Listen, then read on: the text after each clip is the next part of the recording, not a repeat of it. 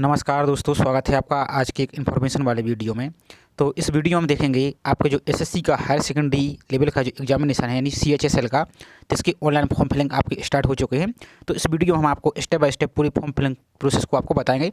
साथ ही इस वीडियो में आप में से बहुत से स्टूडेंट को फोटो की साइज़ यानी सिग्नेचर की साइज़ और फोटो अपलोड में यदि कोई प्रॉब्लम आ रही है तो उसको भी बताएंगे। साथ ही आपको सिग्नेचर में जो इसकी साइज़ है उसको रिसाइज किस प्रकार से करना है तो उसको भी आपको स्टेप बाय स्टेप पूरी प्रोसेस बताएंगे, तो आप उसको अच्छी तरह से देख सकते हैं। साथ ही आप इस फॉर्म को आप अपने चाहें तो मोबाइल से भी इसको फिल कर सकते हैं, तो आपको मोबाइल से फिल करने की प्रोसेस आपको बता रहे हैं। तो आपसे रिक्वेस्ट है कि आप वीडियो को लीजिए। साथ ही आप चैनल पर पहली बार आए हो तो प्लीज़ चैनल को सब्सक्राइब करके बेल आइकन पर प्रेस करके जरूर रखिए। तो चलिए स्टार्ट करते हैं आज के वीडियो को। तो सबसे पहले हम एसएससी की वेबसाइट पर आ चुके हैं। तो इसका जो नोटिफिकेशन है जारी कर दिया गया है, तो पहले आप इसके नोटिफिकेशन को देख सकते हैं।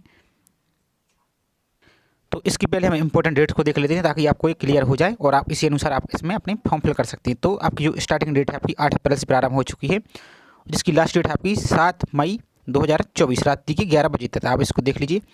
और आपकी लास्ट पेमेंट की डेट है आपकी 8/5/2024 तक इसमें आप पेमेंट कर सकते हैं। और एक चीज़ का और ध्यान दीजिए, पहली बात तो आपको फॉर्म में किसी प्रकार की कोई मिस्टेक नहीं करनी है और जल्दबाजी में भी आपको फॉर्म फिल नहीं करना है।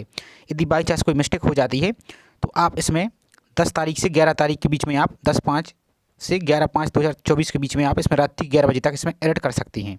तो ये आपकी इंपॉर्टेंट डेट है। और आपकी जो एग्ज़ाम है टीयर 1 का, तो ये जून जुलाई में आपका प्रस्तावित है। हालांकि इसका जो एग्ज़ाम कैलेंडर कल जारी कर दिया गया है, तो उसको आप देख लीजिए, उसमें क्लियर डेट आपकी मेंशन है, उसका वीडियो बना दिया गया है, तो आप जाकर उसको देख सकते हैं। तो चलिए आपको स्टेप बाय स्टेप पूरी प्रोसेस बता दें कि किस प्रकार से आपको ऑनलाइन फॉर्म फिलअप करना है। तो हमने मोबाइल में अपने क्रोम ब्राउज़र को ओपन कर लिया है और गूगल में आपको टाइप क्या करना है, इस प्रकार से आपको टाइप कर देना है ssc.gov.in।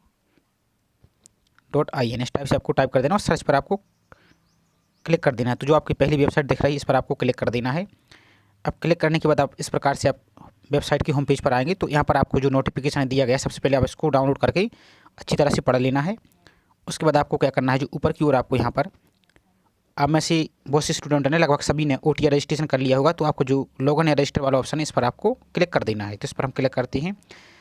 अब आपको यदि आपने OTR नहीं बनाया है तो जो रजिस्टर वाला ऑप्शन है इस पर आप क्लिक करके OTR बना सकते हैं। हम इस वीडियो में पहले आपको फॉर्म फिलअप के बारे में बताएंगे। तो आपको जो लॉगिन का ऑप्शन है इसमें आपको रजिस्ट्रेशन नंबर जो OTR बनाया था और यहाँ पर आपको अपना पासवर्ड डाल लेना और यहाँ पर कैप्चा डाल के आपको लॉगिन कर लेना है। तो जैसे ही आप लॉगिन कर लेंगे तो आपको इसके ऊपर आपकी अपनी पर्सनल जानकारी यहाँ पर दिख रही होगी। तो आप नीचे की ओर आएंगे तो यहाँ पर आपको जो combined higher secondary level examination है, इसको आपको जो अप्लाई का ऑप्शन दिख रहा है, तो इसको आपको क्लिक करके इसकी फॉर्म पर पहुँचना है। तो जैसे आप इस पर अप्लाई करेंगे तो आपको जो फिल फॉर्म दिख रहा है इस पर आपको क्लिक कर देना है। इसके बाद आपको एक नेक्स्ट पेज ओपन होगा। तो इसमें आपकी जो OTR में आपने जानकारी फिल की थी तो वो सभी जानकारी आपको यहाँ पर शो हो रही होगी। और एक चीज़ का और ध्यान दीजिए, यदि आपकी OTR में किसी प्रकार की मिस्टेक हो गई है तो आप फॉर्म फिल करने से पहले आप उसमें OTR को संशोधन कर लीजिए, क्योंकि आपकी कोई छोटी सी मिस्टेक भी आपको बाद में जब आप यहाँ तो आप फॉर्म फिल कर देंगे, एग्ज़ाम भी दे देंगे, जब आपका स्क्रूटनी हो गई यानी आपकी जब डॉक्यूमेंट की चेकिंग हो गई तो वहाँ से आप बाहर हो जाएंगे। तो इसलिए आप यदि कोई मिस्टेक है तो अभी OTR को एडिट करके उसके बाद ये आप फॉर्म फिल कीजिए। इसके बाद आपको जो नेक्स्ट का ऑप्शन दिख रहा है इस पर आपको क्लिक कर देना है।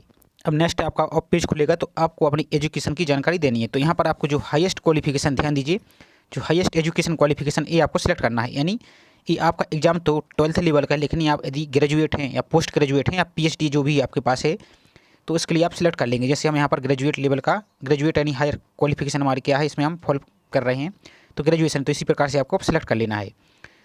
नेक्स्ट है आपकी क्वालिफिकेशन एजुकेशन, जिसमें आपकी यहाँ पर आपको अब सेलेक्ट कर लेना है कि क्या है। तो इसमें आपकी अब यहाँ पर आप जो फॉर्म फिल कर रहे हैं तो 12th स्टैंडर्ड यानी आप सिर्फ 12th पास हैं, यानी 12th पास हैं तो उस पर आप क्लिक करेंगे। यदि 12th की समान आपके पास कोई योग्यता है, जैसे जैसे आप ITI देते हैं तो उस प्रकार से आप समझिए कि 12th के समान कोई योग्यता है तो इस पर आपको क्लिक करना है।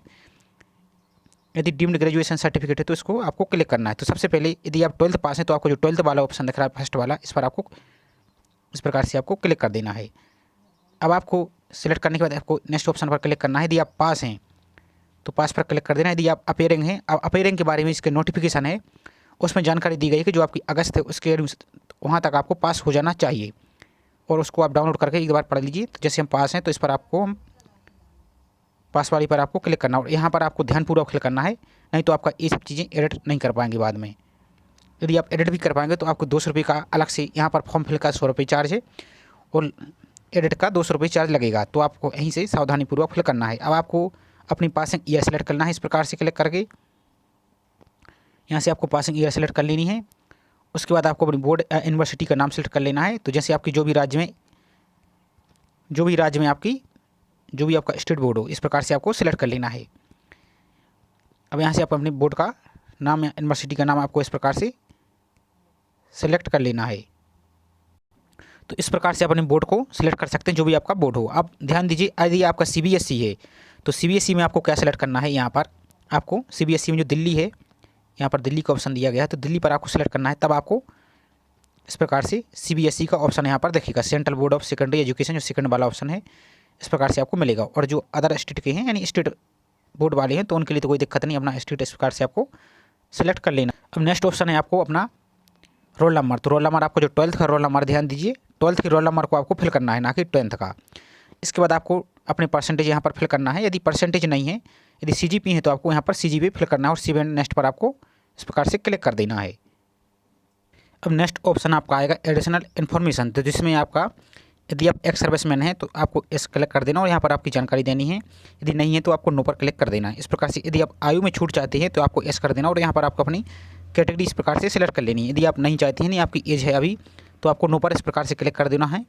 और इसके बाद आपको यहाँ पर आपको यदि यस करना है तो यस भी कर सकते हैं, यदि नहीं नो करना है तो आपको इस प्रकार से नो भी यहाँ पर आप कर सकते हैं, इसमें कोई प्रॉब्लम नहीं है।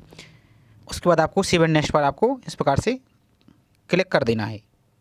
अब एज के संबंध में यदि आप जानकारी देखना चाहते हैं तो हमने इसके ऑफिशियल नोटिफिकेशन को निकाल लिया। तो आप इसके पेज नंबर 3 पर देखेंगे तो आपकी एज आपकी 1/8/2024 के अनुसार आपकी कैलकुलेट होगी, जिसमें आपकी एज दी गई है, एज लिमिट आपकी 18 से 27 साल आपकी होनी चाहिए। अब यहाँ पर आपकी डेट भी दी गई है कि आप इतने से डेट ऑफ बर्थ आपका इतना से इतना के बीच में होना चाहिए। तो आप यहाँ पर देख सकते हैं। अब यहाँ पर कुछ कैटेगरी वाइज यहाँ पर आपकी छूट भी दी गई थी कि इस जो आपकी ऊपर एज दी गई 27 साल, इसके अलावा भी तो SC ST के लिए आपके लिए अतिरिक्त 5 साल की छूट, OBC के लिए 3 साल की, और PWD और जो अन्य कैंडिडेट हैं इनके लिए इस प्रकार से छूट रहेगी। तो आप इनको अच्छी तरह से देख सकते हैं। अब चलिए हम इसकी पेज पर पहुंचते हैं।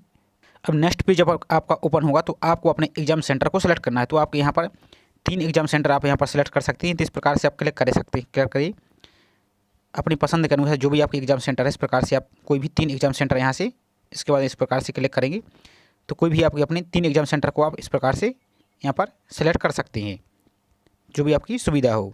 उसके बाद आपको नीचे की ओर आना है। तो आप यहाँ पर आपको अब ध्यान देना है कि medium of computer based examination, यानी कंप्यूटर बेस्ड आप जो एग्जाम दे गए तो कौन सी भाषा में आपको देना है। तो यहाँ पर आपकी बहुत सारी भाषाएं दी गई हैं, तो जो भी आप भाषा में देना चाहते हैं, जैसे हम यहाँ पर हिंदी कर देते हैं। ध्यान दीजिए, और आपको जो भाषा दी गई है इसको अच्छी तरह से सिलेक्ट करना है, नहीं तो आपको यदि यहाँ पर इंग्लिश कर देंगे आप, तो अब आपका इस स्थिति में क्या होगा कि आपके पूरे क्वेश्चन सिर्फ इंग्लिश में दिखेंगे। यदि आप हिंदी करेंगे तो आपके लिए क्या होगा, वहाँ पर एक फ़ायदा होगी कि आपके लिए हिंदी में तो दिखेंगे ही, साथ ही आप इंग्लिश में भी देख सकते हैं। तो आपको यहाँ पर मीडियम को आपको ध्यानपूर्वक सेलेक्ट करना है, नहीं तो आप बाद में प्रॉब्लम में आएंगे।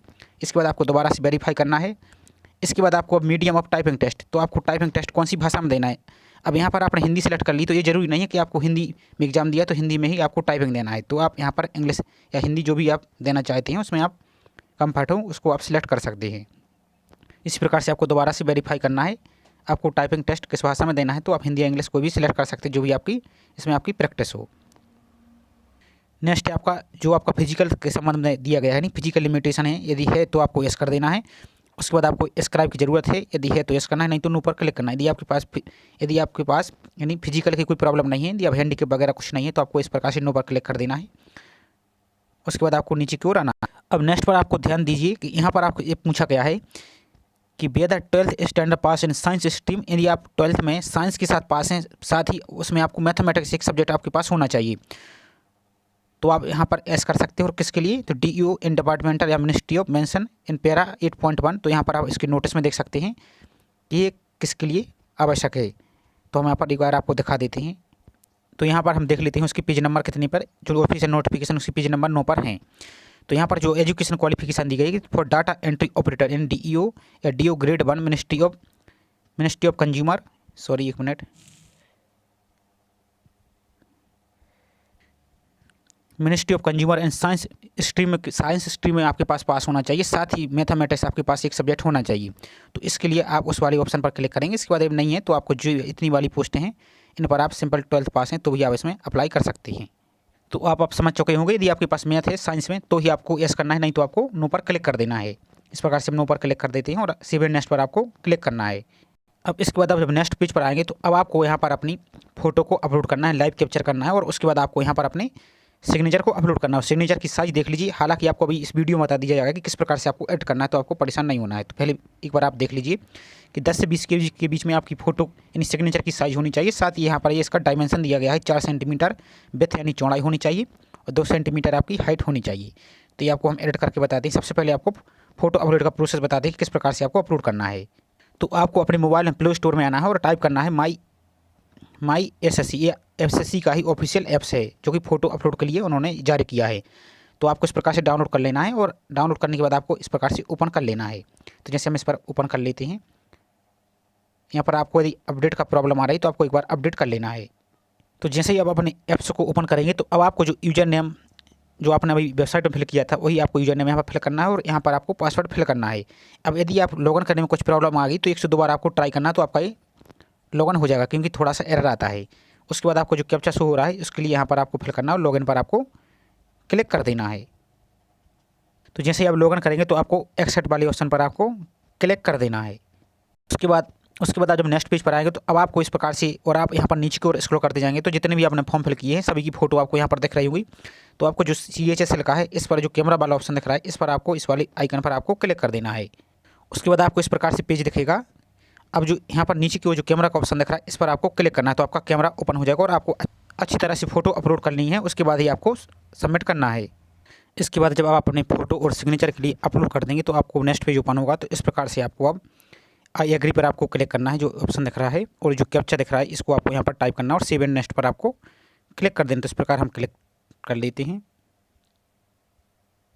तो जैसे ही आप सबमिट करेंगे तो इसके बाद आपको जिस कैटेगरी जैसे गर्ल्स हो गए SC ST के लिए कोई फीस नहीं है, तो हमने गर्ल्स का फॉर्म फिल करके बताया था। अब आपको जो अन्य कैंडिडेट हैं जैसे OBC EWS और अनरिजर्व कैंडिडेट, तो आपको यहाँ पर पे का ऑप्शन दिख रहा होगा, तो आपको गूगल पे या फ़ोनपे या पेटीएम के माध्यम से आपको फीस पेमेंट कर देनी है।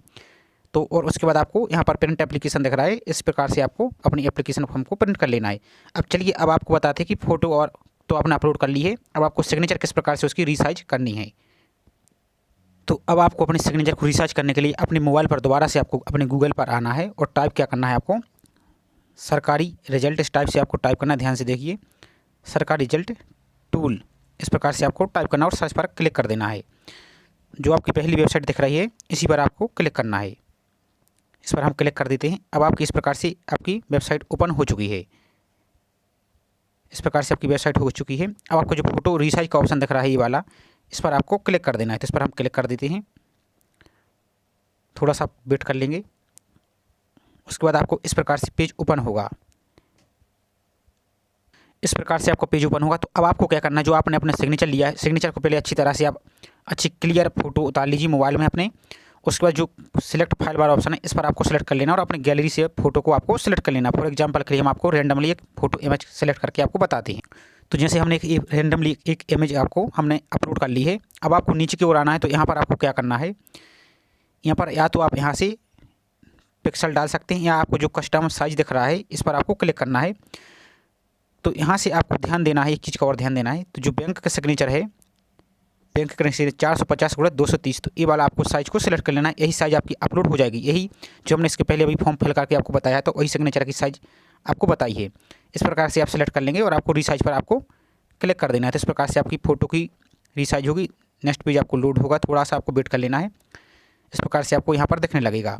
अब आपको जो डाउनलोड इमेज है ये आपको इस पर क्लिक कर लेना है। इस प्रकार से आप डाउनलोड कर लेंगे।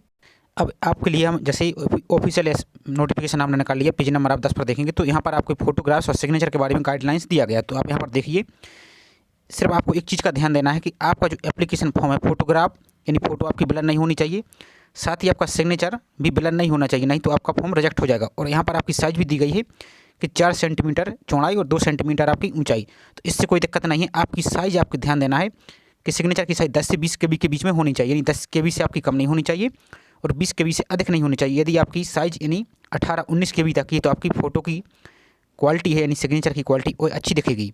और जो हमने आपकी प्रोसेस बताया है उसी प्रकार से आप उसमें सेंटीमीटर को आप केबी में बदल के यानी पिक्सल में बदल के आप यहाँ से फ़ोटो को अपलोड कर सकते हैं, तो कोई प्रॉब्लम नहीं होगी। और इसके पहले हमने जो SSC JEE और फेस 12 के जितने भी फॉर्म फिल किए हैं तो यही साइज़ हमने बनाया था, तो आपको इस चीज़ से टेंशन नहीं लेना है। आपका फ़ोटो और जो सिग्नेचर है ये आपका एक्सेप्ट हो जाएगा और सबमिट हो जाएगा। आपको सिर्फ 2 चीज़ का ध्यान देना है कि ब्लर फ़ोटो और सिग्नेचर आपका ब्लर नहीं होना चाहिए, सबसे बड़ी बात, नहीं तो आपका फॉर्म रिजेक्ट हो जाएगा। और फ़ोटो की साइज़ आपको 10 से 20 KB के बीच में रखनी है और वो आपकी साइज़ है, तो आपकी फॉर्म आसानी से सबमिट हो जाएगा। अब इसके बाद आपको फिर भी कोई प्रॉब्लम आती है तो आप कमेंट कर सकते हैं, हमारी पूरी कोशिश रहेगी आपको प्रॉब्लम को सॉल्व करने की। तो वीडियो आपको पसंद आया हो और हेल्पफुल लगा हो तो प्लीज़ वीडियो को आप लाइक जरूर कर दीजिए। साथ ही आप चैनल पर पहली बार आए हो तो चैनल को सब्सक्राइब करके बेल आइकन पर प्रेस करके जरूर रखिए। तो चलिए मिलते हैं इसी तरह नेक्स्ट वीडियो में। जय हिंद।